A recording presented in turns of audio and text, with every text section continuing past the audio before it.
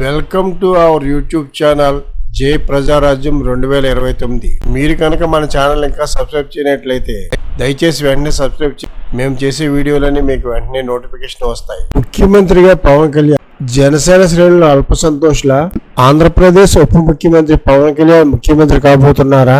2 రోజుల నుంచి social media నిండా జనసేన కేడర్ అంతా ఇదే రకమైన పోస్టులు పెడుతున్నారు. ఇందులో నిజమెంత? జన సైనికులు ఎందుకు ఇలాంటి పోస్టులు పెడుతున్నారు? ఈ వీడియోలో తెలుసుకుందాం. ఏపీ ముఖ్యమంత్రి చంద్రబాబు ఈ నెల 26 నుంచి 4 రోజుల పాటు సింగపూర్ పర్యటనకు వెళుతున్నారు. ఆ పర్యటన నేపథ్యంలో నుంచి పుట్టుకొచ్చినవే పవన్ కళ్యాణ్ ముఖ్యమంత్రి అన్న వార్తలు. చంద్రబాబుతో పాటు రాష్ట్ర మంత్రులు నారా లోకేష్, నారాయణ, టీజీ భరత్లు కూడా సింగపూర్ పర్యటనకు వెళుతున్నారు. ముఖ్యమంత్రి రాష్ట్రానికి దూరంగా విదేశీ పర్యటనకు వెళుతున్నందున రాష్ట్రంలో పాలనకు అందుబాటులో ఉండరు కాబట్టి ముఖ్యమంత్రిగా తన స్థానంలో ఇన్ఛార్జిగా ఉప ముఖ్యమంత్రి పవన్ కళ్యాణ్ కు బాధ్యతలు అప్పగించి వెళ్లనున్నారని సదరు వార్తల సారాంశం. జనసేన శ్రేణులు ఎంత అల్ప సంతోషులు అనడానికి ఈ సంఘటన ఒక నిదర్శనం. నిజంగా పవన్ కళ్యాణ్ ఇన్ఛార్జ్ సీఎం అవుతున్నారా లేదా అనే విషయం ప్రక్కన ఉంచితే జనసేన శ్రేణులు ఈ వార్తను వైరల్ చేయడం ద్వారా ఏం చెబుతున్నాయి? పవన్ కళ్యాణ్ ఒక 4 రోజులు ఇన్ఛార్జ్ సీఎం గా ఉంటే పవన్ ముఖ్యమంత్రి కావాలన్న జన సైనికుల కళ నెరవేరిపోయినట్లేనా? ఇదేనా పవన్ నుంచి జన సైనికులు కోరుకుంది? జనసేనాని పవన్ కళ్యాణ్ వాస్తవానికి ఎంత దగ్గరగా ఉంటారో అందరికీ తెలిసిందే. నేల విడిచి సాము చేయడం పవన్ కోరుకు అలా ఆలోచించారు కాబట్టే 21 సీట్లకు పోటీ చేయడానికి ఆయన ఏమీ చిన్నతనంగా భావించలేదు. కూటమిని అధికారంలోకి తీసుకురావడానికి త్యాగాలు తప్పవనే భావించారు. జన సైనికులే చాలా మంది పవన్ నిర్ణయాన్ని విమర్శించారు. అన్ని సీట్లు గెలిచి 10% స్ట్రైక్ రేట్ చూపిందాం అని పవన్ చెప్పారు.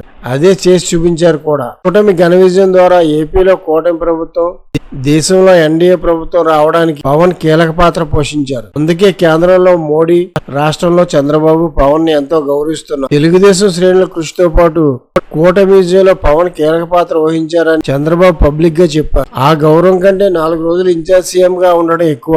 నిజానికి సీఎం విదేశీ పర్యటనకు వెళ్తే ఇక్కడ ఇన్ఛార్జ్ సీఎం ని పెట్టే సంప్రదాయం ఏదీ లేదు. ఆ మాటకొస్తే చంద్రబాబు గతంలో ఎన్నోసార్లు సీఎం గా విదేశీ పర్యటనకు వెళ్లారు. అప్పుడు ఇన్ఛార్జ్ గా ఎవరినైనా పెట్టారా? అంతెందుకు, మొన్ననే ప్రధాని మోడీ 1 వారం రోజుల పాటు 5 దేశాల్లో పర్యటించారు.